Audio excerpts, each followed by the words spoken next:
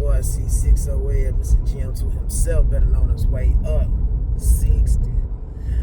It's the coolest thing to hit the blocks and filter cigarettes. Rain's higher than the spring, so cut that check. I'm talking about, man, I'm sitting here politicking with my crimey today, and we were talking about days behind the fence, and he brought up a hell of a point in view that going to the chow hall is one of the most dangerous things in the penitentiary. I didn't, like, towards the end of my bid, I ain't even gonna say just towards the end, but like the last year or two of my bid, I only went to the chow hall for certain things. Like, it had to be a hamburger tray for me to go to the chow hall. I didn't go to the chow hall very often, you feel me? Man, certain like holidays and shit, they'll have a little holiday meal. I slide to the chow hall for some shit like that. But outside of that, I really wasn't just sliding to that chow hall too often.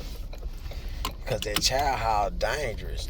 You can crash out of the chow hall. It could be a whole gang war at the chow hall. You can get into it with the police at the chow hall. Hell, it could be somebody else get into it. And just because they is what you is, it could cause you to end up on max. Because you happened to be there when it took place. And if you mandatory, you got to ride for the cause. So that being said, to keep me from being in a situation to, well, you gotta ride for some fuck shit, because a lot of times it be over some fuck shit. I just didn't go to the chow hall. But I'ma keep it G. One of these times at the chow hall, the homeboy Simba, cuz goddamn, he crashed the whole hood out over a corn dog tray.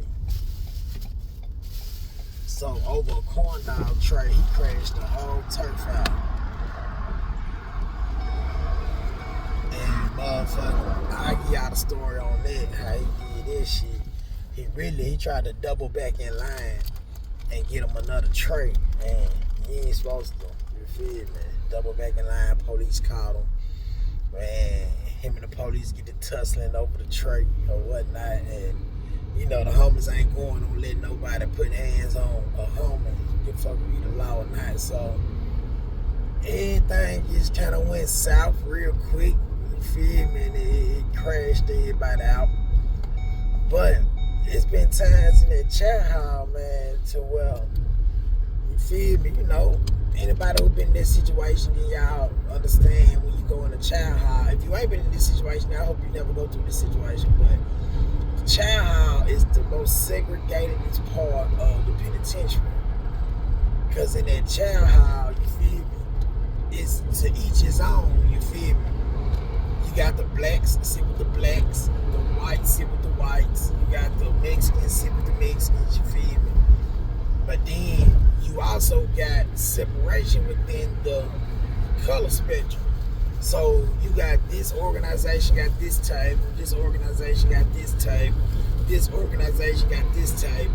You feel me? So you kind of got to know where you at and what you doing when you go into that chow hall. If you a neutron, they got a table in the back for neutrons. For all peons, neutrons, whatever you want to call yourself, they got a table or two for them, for the peons and stuff, you feel me, to go sit in. But if you affiliated and you fresh to the penitentiary and you don't know where your affiliation sit, don't go sit at the wrong table. Get up with your people and find out where y'all sitting at. Don't just go in there like I ain't fucking with trying to be quiet, hush about it, because first off, you ain't supposed to go by yourself nowhere. Well, this is true. That is one of the rules in the penitentiary. If you affiliated, you never go to chow by yourself. You got to take at least one homie with you to the chow hall. You won't go nowhere by yourself. You can't go nowhere dolo solo. But you know, if you affiliated and you come to the penitentiary and you try to act like you not affiliated, you call yourself being low, you don't want nobody to know that you affiliated, you bet your bottom dollar somebody in there gonna know you from the streets and gonna know that you affiliated. Or if you got tattoos and shit, you gonna show your tattoos when you gonna be going to the shower or something. Somebody gonna peep that tattoo. And they gonna be like, man, you know, blase blah, you feel me? And then next thing you know, your people gonna be doing a bump down on you. Or if you go to the chow hall and you go to sit down and you sitting at an affiliation table, but it's not your affiliations, and they don't know that you're affiliated, they gonna think you a peon. So they gonna be like, man, little peon, sit to the back, you feel me? If you're affiliated and you being called a peon in the penitentiary, man, that's highly disrespectful, you feel me? That's highly being disrespectful. So that's how they gonna come to you like, hey, our peons, you feel me, back there. Or our peons over there, you feel me? And if you don't take that as disrespect, then your affiliation gonna look at you like, oh, he's soft anyway. We don't need him. We're gonna go get rid of him. So we like, shit, you know, that child hall is a dangerous place to be, just to keep it real. That child hall is a very dangerous spot to be in the penitentiary. Which I got a couple stories about that child hall. I remember one time, I'm gonna take y'all back to Northeast. The homeboy Huster King and Seahawk. They goddamn was in that motherfucker. They slick been having words back and forth and shit, you feel me? So one day Seahawk, he kinda crazy, you feel me? He come into the chow hall, he finna sit down and eat. He sit down towards the end of the table. He's still at the table, but he pushed down some. And you know, Huster King sitting there fucking with him, cuz sitting there eating the table, like, come down here, cuz, come sit down here, right here, come sit right here. So they already been having animosity, you feel me? So Huster King fucking with him, like, come on down here, man, come sit right here, man. You sitting way down there for, come on over here. So see how get up, he come over there, and he get right in the spot that Huster King was pointing at, telling him come sit in. Man, soon as Seahawk set his tray down, man, he took flight on Huster King. Hey, he took flight on cuz. As soon as he took flight on him, man, listen, man, cut like a Brahma bull. Man, nigga jumped up. He jumped across that table so fast. And mind you, man, Huster King, he short. Huster King probably about 5'5" or some shit, man. 5'6", he short. But then at the same time, Cub was, at the time he was chubby. He was kind of chubby, but you know, nigga be working out and shit, you feel me? So he was strong as hell. Man, Cub got across that table so fast, man, and commenced to getting on Seahawk gas. The police broke that shit up fast in the motherfucker. But when Seahawk took flight on him, he split him. So it was flooded, it was leaking, it was just everywhere, you feel me? Man, there you know, man, Seahawk was back on suicide watch, man. He back at the top about, man, go kill himself, and don't put him back out there. Hey, they was finna get on Seahawk ass, man. Seahawk out there, he got down, man, because Huster King, the compound at the time. Mind you, I told y'all in another story that I gave Huster King the compound when he came up, you feel me? And that shit was funny. Everything about that little situation was funny right there. Me and Huster King didn't see eye to eye for a good little minute behind that situation because he felt like that I should have did something different than what I done in that situation. But like I told him, man, that's between y'all two as men. Y'all the same thing. So I can't pick sides on that. You feel me? Y'all back here being messing with each other. But I'm a goddamn been turn y'all over for a second to my crime, because my crime, he got a child house store, since he really the one that brought it up today. He the one made me think about the child house and how dangerous that child house is, man. I'm gonna let him tell y'all about the child house stores he got and how they crashed out over a burger tray. What up, though? It's your boy, the Body Snatcher. Man, you know, in the penitentiary going to that child, it's like you walk with your team. So, you know, I'm in line. I get in line. I'm waiting on hamburger. You know, hamburger day, it's a beast, man. Everybody's in the chow hall. Motherfuckers don't even come to chow. The store man in the chow hall. Everybody in the chow hall. You know, burgers. You get a burger for damn near 2 cigarettes and them squacks. Them squacks is like gold in us. That's what they call roll up cigarettes.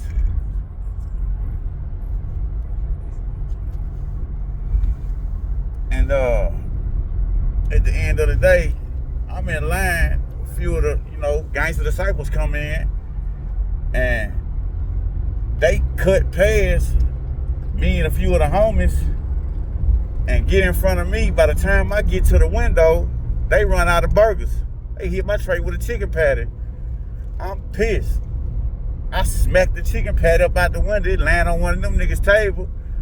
I shoot the fuck off, and I'm like, bitch ass nigga, you done skipped the line now. I gotta eat a motherfucking chicken patty. Fuck that. The 6A shit without the O. End of the day, I tell them folks, nigga, they like, you too big to be trying to fight on folks. I tell them, man, go get every one of you motherfuckers who big enough to take his ass whooping in. End of the day, Larry don't do no one-on-ones.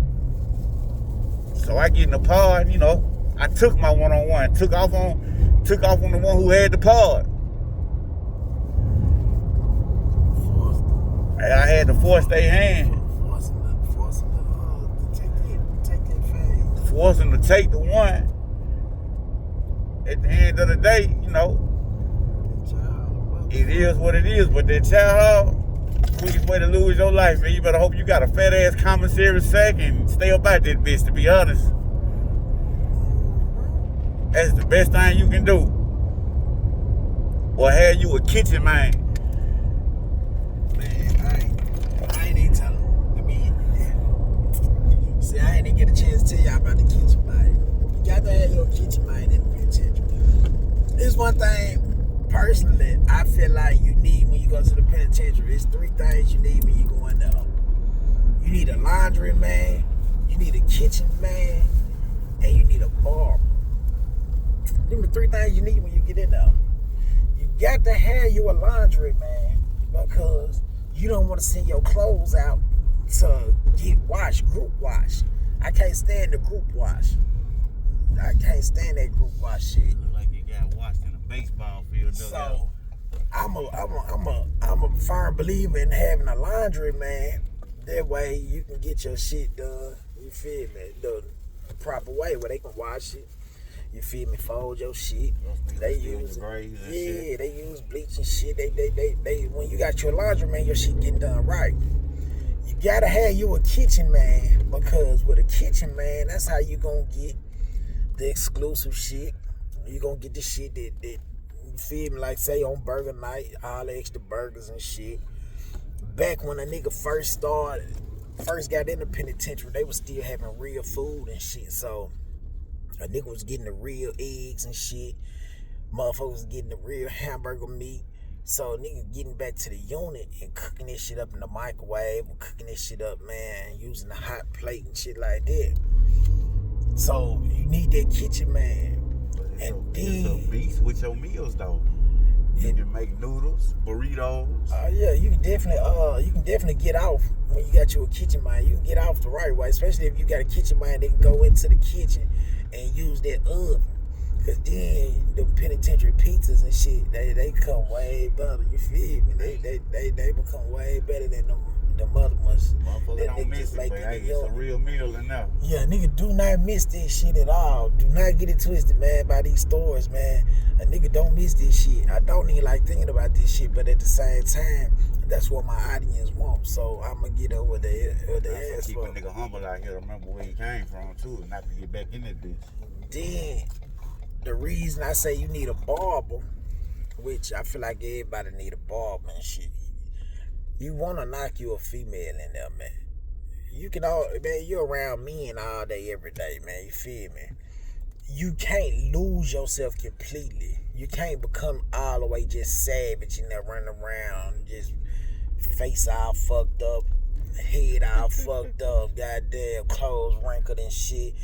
Man, them females, they pay attention. So if you dress the part, you look the part, you dress the part, you start getting females, they gonna start paying attention. You bet your bottom dollar they start paying attention. If you always clean cut, shaved up, you always got some nice clean clothes on, they earned and all that good shit, no bullshit.